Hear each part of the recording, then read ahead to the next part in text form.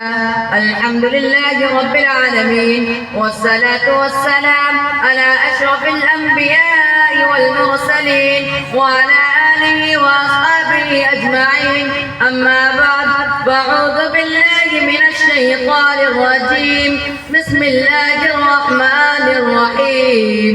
يا أيها الذين آمنوا قوا أنفسكم وأهليكم نارا وقودها الناس والحجارة عليها ملائكة غلاظ شداد لا يعصون الله ما أمرهم ويفعلون ما يؤمرون.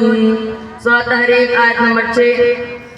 معزز سامعین، مشفق و مربی، اساتذہ کرام اور میرے ہمدرد ہم سبق ساتھیوں اور دور دراز سے لائے ہوئے تشریف لائے ہوئے علماء کرام، آج کے اس محفل اور آج کے اس مبارک اجلاس میں میری تقریر کا موضوع ہے بچوں کی تربیت میں والدین کا کردار.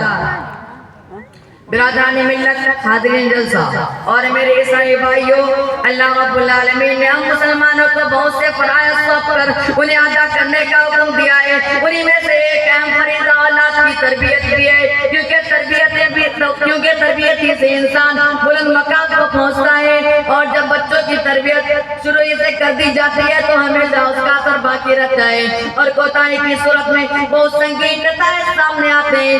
اسی لیے اسلام نے ماں باپ کو مربی کی حیثیت سے اپنے بچوں کی تربیت کا ذمہ دار بنایا ہے. جیسا کہ اللہ رب العالمین فرماتا ہے، یا ایھا الذین آمنوا قوا انفسکم واہلیکم نارا وقودها الناس والحجارہ علیہا ملائکۃ غلاظ شداد لا یعصون اللہ ما امرهم ویفعلون ما یؤمرون. اے ایمان والو، تم اپنے آپ کو اور اپنے گھر والوں کو اس آگ سے بچاؤ جس کا ایندھن انسان اور پتھر ہے، جس پر سخت دل مضبوط فرشتے مقرر ہیں، جنہیں جو حکم اللہ تعالیٰ دیتا ہے اس کی نافرمانی نہیں کرتے بلکہ جو حکم دیا جاتا ہے بجا لاتے ہیں. لیکن اولاد کو جہنم سے بچانے کی صورت یہ ہے کہ والدین اپنی اولاد کو اسلامی احکامات و شعائر کا پابند بنائے، کیونکہ والدین اس کے مسئول اور ذمہ دار ہیں. جیسا کہ اللہ کے نبی صلی اللہ علیہ وسلم نے حدیث میں ہر شخص کو اپنی ذمہ داریوں سے آگاہ فرما دیا. کلکم راع وکلکم مسئول عن رعیتہ، تم میں سے ہر ایک ذمہ دار ہے اور ہر ایک سے اس کی ذمہ داری کے بارے میں سوال ہوگا. اس حدیث سے معلوم ہوتا ہے کہ ذمہ داری سے کوئی آزاد نہیں. گھر کی نگرانی، بچوں کی تعلیم و تربیت، گھر میں دینی ماحول پیدا کرنا والدین کی ذمہ داری ہے اور کوتاہی کی صورت میں قیامت کے دن سوال کیا جائے گا. میرے بھائیوں، بچوں کی 5 سال کی مدت جو بہت مختصر معلوم ہوتی ہے، لیکن تجربہ بتاتا ہے کہ بچے کی اس مرحلہ کی یعنی بچپنے کی تربیت میں آئندہ زندگی میں بہت زیادہ اثر پڑتا ہے. اسی لیے حدیث میں اپنے بچوں کو تربیت کی تعلیمات بچپن سے شروع کر دی گئی ہے. آئیے دیکھیں کہ بچوں کی تربیت میں والدین کا کیا کردار ہونا چاہیے. بچہ جب باشعور ہو جائے تو اسے بتایا جائے کہ مسلمان ہونے کے لیے اللہ کی ذات و صفات پر، نبیوں اور رسولوں پر، فرشتوں پر، آسمانی کتابوں پر، عذاب قبر پر، دوبارہ زندہ کیے جانے پر اور جنت اور جہنم پر، حساب و کتاب پر اور غیب کی دوسری چیزوں پر ایمان لانا ضروری ہے. اور بچوں کو شروع سے نماز، روزہ اور قرآن کی تعلیم دی جائے اور یہ بتایا جائے کہ سب سے اہم فریضہ نماز ہے. جیسا کہ اللہ کے نبی صلی اللہ علیہ وسلم فرماتے ہیں، ان اول ما يحاسب به العبد يوم القيامة من عمله الصلاة. اس حدیث کی ترجمان ایک بار شاعر نے کوٹ کی ہے کہ روز محشر جا گداز بود اوصلی پرشیز نماز بود.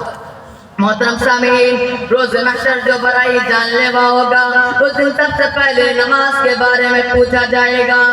لیجئے ایک حدیث سنیے جس میں اللہ کے رسول صلی اللہ علیہ وسلم نے بچوں کو نماز کی عادت ڈالنے کا حکم دیا اور نماز نہ پڑھنے پر ماننے کا بھی حکم دیا. جیسا کہ حضرت عبداللہ بن عمر بن عاص رضی اللہ عنہ فرماتے ہیں کہ رسول اللہ صلی اللہ علیہ وسلم نے فرمایا، مروا اولادکم بالصلاة وهم ابناء 7 سنین واضربوهم علیہا وهم ابناء 10 سنین. جب بچے 7 سال کے ہو جائے تو انہیں نماز کا حکم دو اور جب 10 سال کے ہو جائے تو انہیں مار کر کھلاؤ. اسی طرح بچہ جب روزہ رکھنے کے قابل ہو جائے تو اسے روزہ رکھنے کے لیے کہا جائے اور عادت ڈالنے کے لیے بلوغت سے پہلے بھی روزہ رکھوایا جائے۔ اس میں حکمت یہ ہے کہ بچہ جب شروع سے یہ احکام سیکھ لے گا تو بلوغت کے بعد ان کو ادا کرنے کا عادی بن جائے گا۔ پیارے ساتھیوں، عموماً دیکھا جاتا ہے کہ جو والدین نمازی ہوتے ہیں ان کے بچے بھی نمازی ہوتے ہیں۔ جیسا کہ آپ کو معلوم ہے کہ چھوٹے بچے ماں باپ کو جیسا کرتے ہوا دیکھتے ہیں وہ بھی ویسا ہی کرنے لگتے ہیں۔ اس لیے والدین کو چاہیے کہ رات کو سونے سے پہلے نماز اور آداب کی دعا یاد کرائیں، کیونکہ جو دعا بچپن میں یاد ہو جائے گی وہ کبھی بھی نہیں بھولے گی۔ کیونکہ جو دعا بچپن میں یاد ہو جائے گی وہ کبھی بھی نہیں بھولے گی۔ اب ذرا غور کریں کہ آج کچھ والدین اپنے بچوں کو غیر مسلموں کے اسکولوں میں تعلیم دلواتے ہیں اور وہاں بچے غیر مسلم اساتذہ سے تعلیم حاصل کرتے ہیں، تو آپ بھی اس کا فیصلہ کیجئے کہ وہ وہاں ان کے ساتھ قبول کریں گے یا نہیں۔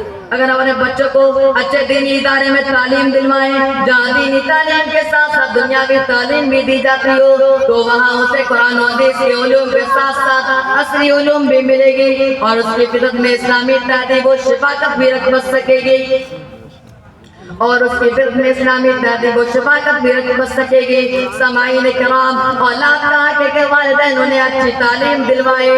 حافظ ابن قیم رحمۃ اللہ علیہ بعض اہل علم سے نقل کیا ہے کہ اللہ رب العزت قیامت کے دن اولاد سے والدین کے متعلق سوال کرنے سے پہلے والدین سے اولاد کے متعلق سوال کرے گا، کیونکہ جس طرح والدین کا اولاد پر حق ہے اسی طرح اولاد کا والدین پر بھی حق ہے۔ حافظ ابن قیم رحمۃ اللہ علیہ مزید فرماتے ہیں کہ جس نے اپنے بچوں کی تربیت کرنے میں کوتاہی کی اور اس کو نظر انداز کر دیا تو اس نے بہت بڑی غلطی کی، کیونکہ اولاد میں اکثر فساد والدین ہی کی طرف سے آتے ہیں، اور اگر انہوں نے بے پرواہی سے کام لیا اور اسے دین کے فرائض و سنن کی تعلیم نہ دی تو ایسی اولاد نہ تو اپنے آپ کو فائدہ دے سکے گی اور نہ والدین کے لیے خیر کا ذریعہ ثابت ہوگی۔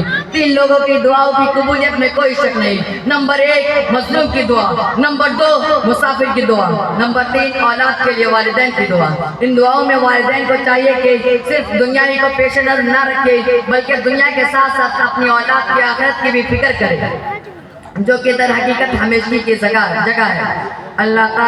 آخر میں اللہ تعالیٰ سے دعا ہے کہ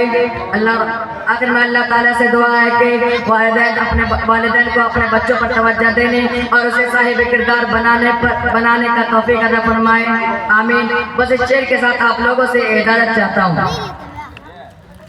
تیرے ہونٹوں پہ زمانے کی برائی کیسی، ایک قطرے کی سمندر سے لڑائی کیسی، اپنی بگڑی ہوئی اولاد پہ رونے والے خود ذرا سوچ کھلائی تھی کمائی کیسی۔ وآخر دعوانا الحمدللہ رب العالمین وصلی اللہ علی نبینا محمد وآلہ وصحبہ اجمعین، والسلام علیکم ورحمۃ اللہ وبرکاتہ۔ آپ تمام حضرات کا شکریہ کہ آپ نے اس معصوم سے بچے کی حوصلہ افزائی